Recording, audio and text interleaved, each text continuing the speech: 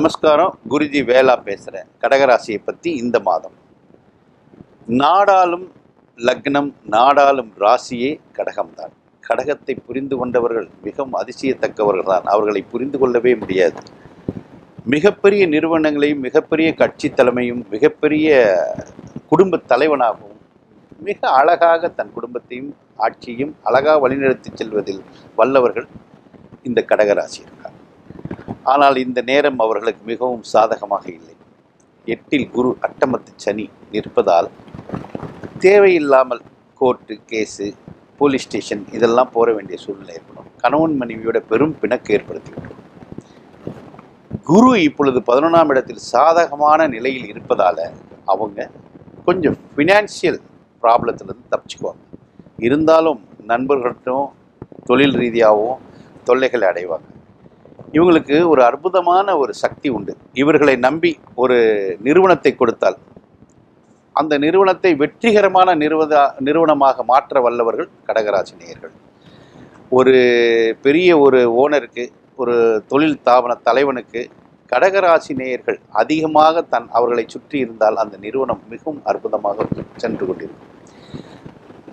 எந்த தலையீடும் இல்லாத நிலையிலே இந்த வேலை செய்பவர்கள் அனைவரும் கடகராசி நேயர்களாக இருக்கும்போது அந்த நிறுவனம் வெற்றிகரமாக செல்வதில் அவர்கள் அற்புதமான சாதிகள். இவர்களுக்கு இப்பொழுது செவ்வாய் மிகவும் சாதகமான நிலையில் 10ல் இருக்கிறது. ஸோ நிலம் சார்ந்த பகுதி மூலமாக இவர்களுக்கு வருவாய் அடைவாங்க. நண்பர்கள் மூலமாகவும் வருவாய் அடைவாங்க. இவங்களுக்கு இப்போ இருக்கக்கூடிய மிக பிரச்சனை என்னென்னா, மான அவமான ஸ்தானம். ஒரு செக்கை கொடுத்துட்டு அந்த செக்கை பவுன்ஸ் ஆனதுனால அவமானம் அடைகிறாங்க இல்லையா? தன் வரவு செலவு சுத்தம் இருக்காது. ஸோ அந்த நேரத்தில் தலைகுனிவு ஏற்படும். மனைவி கணவன் ஒருத்தருக்கு ஒருத்தர் கடும் வார்த்தைகளால் பேசிக்கொண்டு பிரிவு கோர்ட்டுங்கிற நிலை கூட போயிடுவாங்க. ஸோ பிரச்சனை வரும்போது இந்த நேரத்தில் அவர்கள் மிக அமைதியாக செல்வது நல்லது. ஸோ தனாதிபதி சூரியன் 12ல் உட்காந்துருக்காரு. அப்போ அதிகமான செலவுகள் ஏற்படும். அதுக்கு தகுந்த வரவு கடகராசி நேயர்களுக்கு இருக்காது. பட்ஜெட் பத்மநாதன் மாதிரி இவங்க பட்ஜெட் போட்டுக்கிட்டே இருந்தால் மட்டும்தான் இந்த நிலையிலிருந்து இந்த மாதம் அவங்க தப்பிக்க முடியும். இல்லாட்டி என்னென்ன ஏற்படும்? கடன் வாங்க வேண்டிய சூழ்நிலை ஏற்படும். வீட்டில் இருக்கும் நகைகளை கொண்டு அடமானம் வைத்து அந்த பணத்தை முற்பட வைக்கும். குழந்தைகளுக்கு கல்வி செல்வம் கொடுப்பதற்காக மிகப்பெரிய கடனை போய் அடைய வேண்டியது வரும். சொத்துக்களை விற்று பசங்களுக்கு ஸ்கூல் ஃபீஸு, காலேஜ் ஃபீஸ் கட்டுற மாதிரி ஒரு சூழல்லாம் இந்த கடகராசி நேயர்களுக்கு இந்த சமயத்தில் ஏற்படும். ஸோ இவர்கள் வியாதியும் இவர்களுக்கு சேர வாய்ப்பு இருக்குது. கண் பார்வையில் பிரச்சனைகள் வர வாய்ப்பு இருக்குது. பர்டிகுலராக வலது கண்ணில் இவர்களுக்கு புரையோடுதல், வலது கண்ணில் ஆப்ரேஷன் பண்ணுறது. வயதானவர்களாக இருந்தால் அவங்க போய் இந்த கேட்ராய்ட் ஆப்ரேஷன் பண்ணுறதெல்லாம் இந்த பீரியடில் தான் நடக்கும். ஸோ மொத்தத்தில் சொல்ல போனால் இந்த ஒரு வருட காலத்தை மிக அற்புதமாக கடகராசி நேயர்கள் ஓட்டி விடுவார்கள். ஏனென்றால் குரு மிக சாதக நிலையில் இருக்கிறார். கணவன் மனைவிக்குள் விரிசல் வந்தால் மட்டும், காதலிற்குள் விரிசல் வந்தால் மட்டும் இவர்கள் மிக ஜாக்கிரதையாக இருக்க வேண்டும்.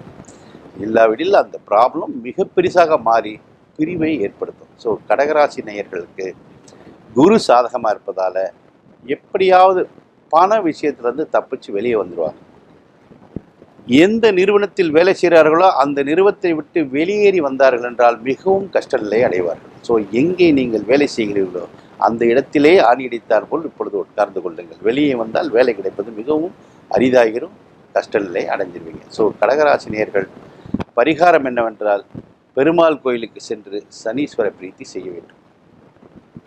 வெள்ளிக்கிழமை இரவு தலையணையில் எள்ளு பொட்டலத்தை வைத்து தூங்கி சனிக்கிழமை எடுத்து தீபம் போட்டால் இவருடைய அட்டமத்து சனியுடைய வேகம் குறைந்து மலையில் செல்லும்போது குடை பிடிப்பது போல தப்பித்துக் கொள்வார்கள். மற்றபடி இவர்கள் இறைவனை வழிபட இவர்கள் கஷ்டங்கள் தீரும்.